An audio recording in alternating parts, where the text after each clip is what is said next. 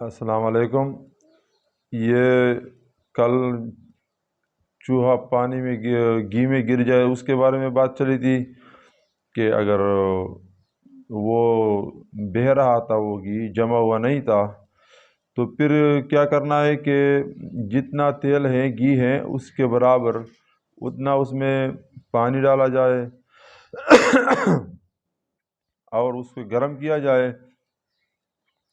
پھر اس کا تیل اتار لو، اس کا سر پہ آ جاتا ہے نا، تو اس کو اتار لو اور پانی گرا لو۔ پھر دوسری مرتبہ اور پانی اس میں جتنا اس کا وزن ہے اتنا پانی ڈالو، پھر گرم کر لو، پھر تیل اتار لو، پھر اس کے بعد اور پانی اس میں ڈالو، جتنا تیل ہے اتنا پانی ڈالو، پھر گرم کر لو، پھر اس کا اوپر سے اٹھا لیتے ہیں نا اتارنے کے لیے، تو وہ اتار لو تو گھی پاک ہو جائے گا۔ اس کے بعد اب استنجا کے باقی مسائل ہیں۔ سوال: استنجا کی کون کون سی صورتیں مکروہ ہے؟ جواب: قبلہ کی طرف منہ یا پیٹ کر کے استنجا کرنا۔ نمبر 2، ایسی جگہ استنجا کرنا کہ کسی شخص کی نظر استنجا کرنے والے کے ستر پر پڑتی ہو، مکروہ ہے۔ سوال: پاخانہ پیشاب کرنے کی حالت میں کیا کیا باتیں مکروہ ہے؟ جواب: قبلہ کی طرف منہ یا پیٹ کر کے پاخانہ پیشاب کرنا۔ نمبر 2،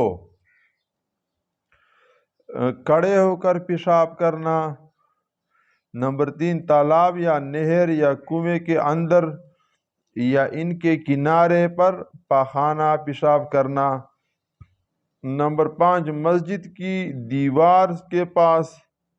نمبر 6، قبرستان میں پاخانہ پیشاب کرنا۔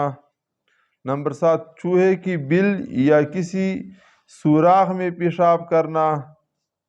نمبر 8، پیشاب پاخانہ کرتے وقت باتیں کرنا۔ نمبر 9، نیچی طرف بیٹھ کر اونچی جگہ پر پیشاب کرنا۔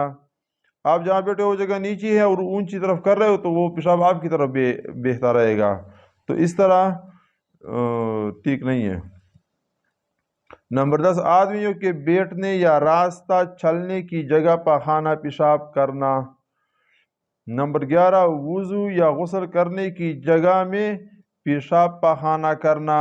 یہ تمام باتیں مکروہ ہیں، تو ان جگہوں میں اسی طریقوں سے استنجا نہیں کرنا چاہیے۔